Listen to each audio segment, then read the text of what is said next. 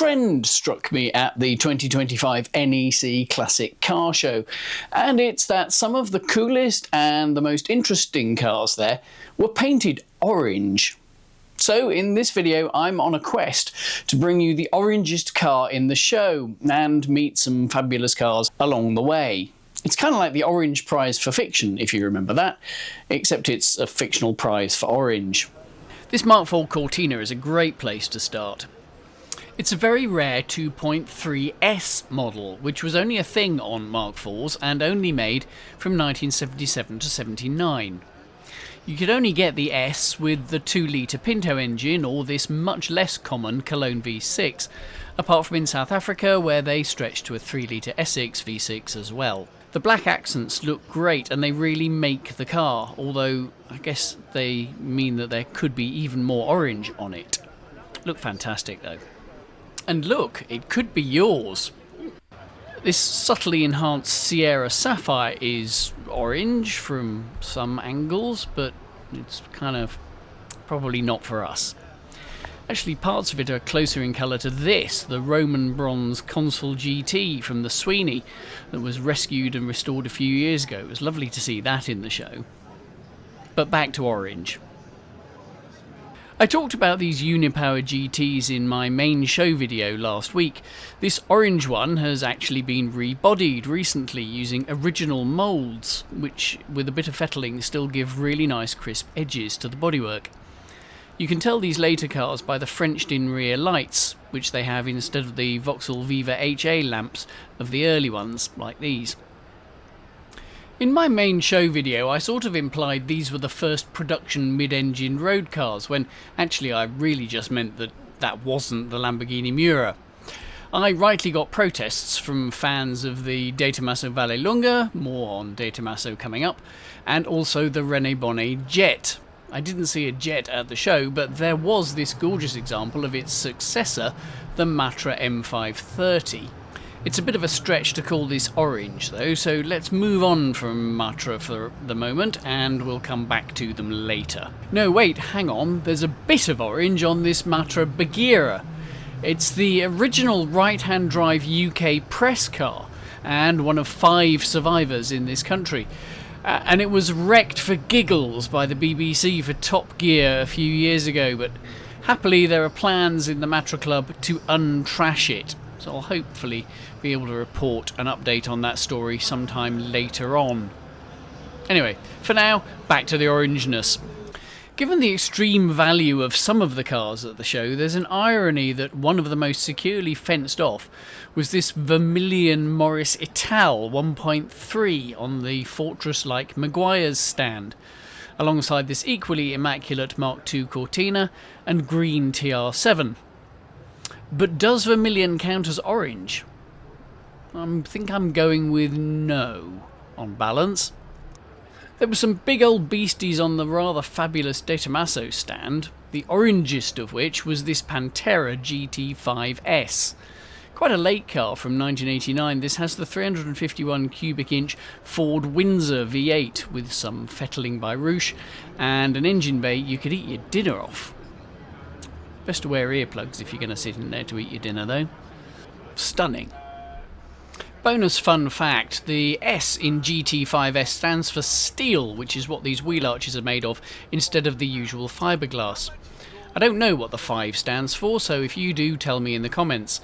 Maybe it's for your 5 a day, so you eat enough fruit and veg, of which an orange could be one.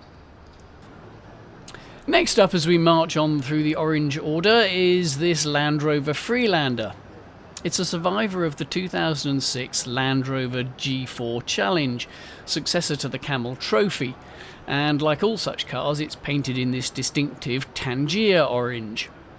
The G4 name refers to 4 continents around the globe, and this one's contribution would have been the Brazilian leg in 2006.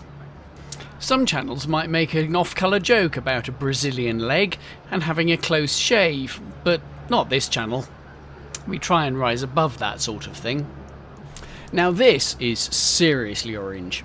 It's a 1970 Dodge Challenger. These are one of my favourite pony cars, or are they muscle cars? You tell me.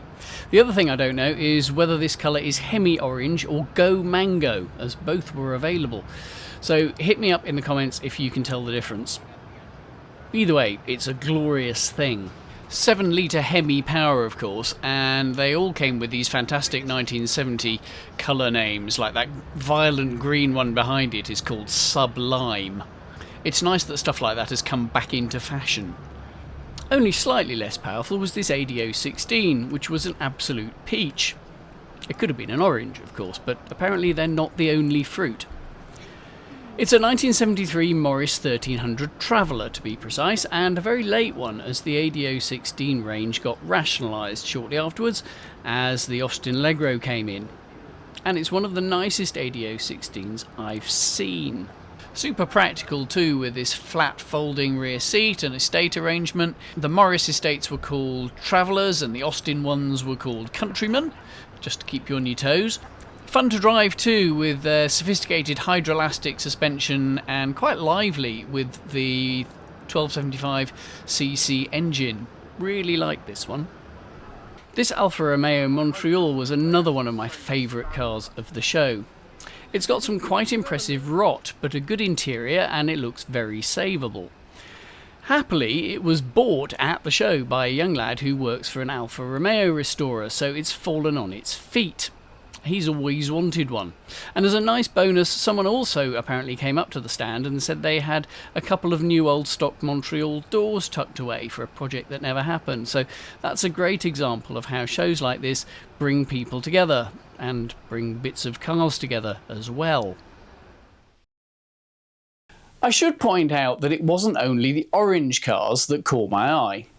As well as the weird and wonderful stuff that I featured in my main show report last week, there was a whole load of other interesting things. Like this very early Saab 9000 Turbo 16, the oldest UK survivor and the only one in this amazing sort of septic pearl colour, celebrating the car's 40th birthday. There was this missing link Morgan from 1953 that was only built for 15 months and is the transition from the 1930s flat front style to the round nose version they still make today. Or how about this lovely AC Greyhound that's wearing its history beautifully and still has its original Bristol engine. Most of the engines got taken out for racing years ago, so it's great that this one's still got it. Or this equally patinated Sunbeam Tiger, which has had the same owner for 52 years. Love that.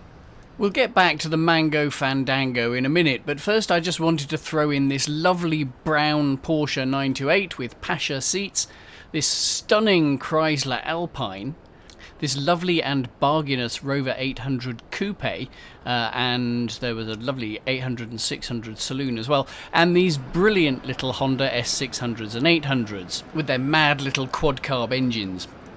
There was all sorts of Italian stuff, from a lovely Lancia Beta 1300 Berliner to a Maserati Hamzin signed by Marcello Gandini, who designed it.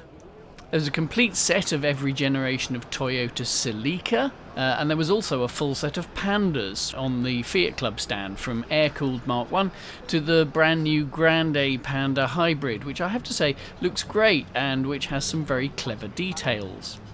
There was a lovely and super rare Daihatsu Charade GT TI Screamer, and this enormous Kenworth K100 COE truck, where I again bumped into Mr. Lloyd Vehicle Consulting. I'm sorry, sir. I'm trying to get a shot of this enormous Kenwood truck, and I don't have a wide enough angle lens. To move back, sir. Move back further, sir. How are you? How's it going?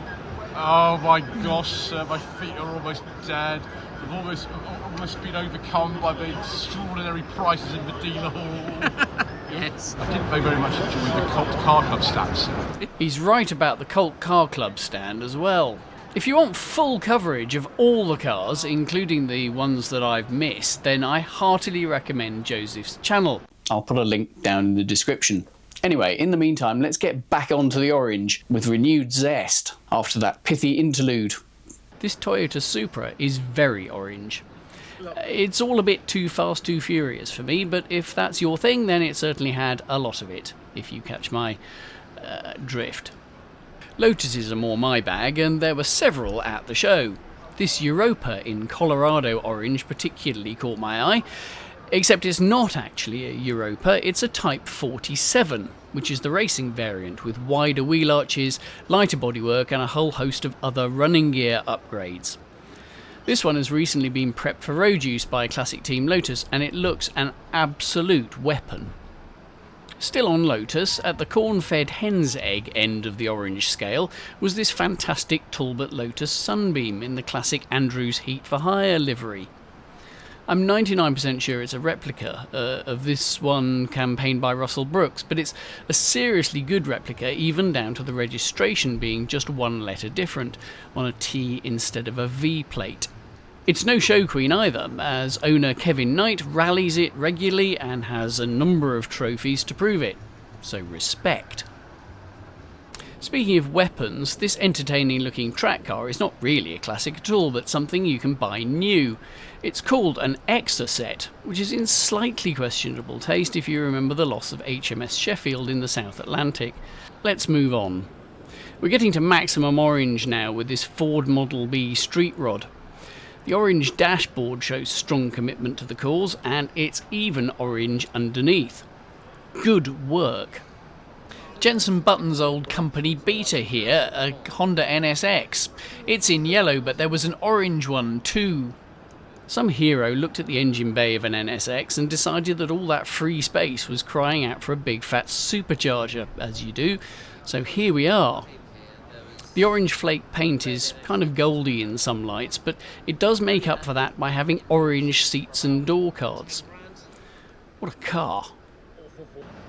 This tangerine dream of a car is of course a Matra Rancho, which is exciting enough, but it's a découvrable version with these canvas sides to the fiberglass rear cab. Peter, the owner, has had these partly remade as the originals were worn out, and he redesigned them to fit neatly into the aperture rather than overhanging as they did from the factory, which stops them flapping around quite so much, but it also has the added benefit of maximising the amount of visible orangeness. For a low volume special edition, the Découvrable has quite a few unique features, like this safari window and the tan interior with contrasting piping, as well as the removable canvas sides and rear roof panel. Plus, of course, all your favourite bits from the standard Rancho, like these leopard spotting lamps. It's in such good order, this one. No wonder it was the cover girl for the excellent classic Retro Modern magazine a couple of years ago.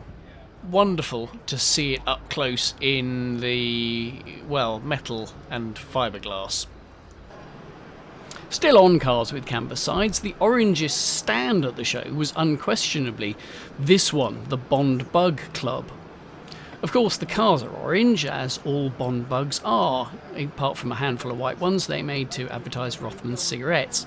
They don't stop there though, everything on the stand is orange. The banners and flags, the little furry things you can buy, even the deck chairs. Now that's commitment to the orange cause. The Bond Bugs themselves were designed by Ogle and used Reliant running gear, with the Bond company having been bought by Reliant shortly before production began. I was rightly taken to task for not featuring Bonds in my main Weird Cars video, as they have some very good stories, so I'll try to make amends for that at the next show. But ultimately for me, the winner of this year's fictional prize for Orange is this 1978 Lamborghini Countach LP400, and for me it's the little detail of these matching orange driving gloves on top of the general awesome orangeness that just makes it. It's bizarre to think the design of these is half a century old now.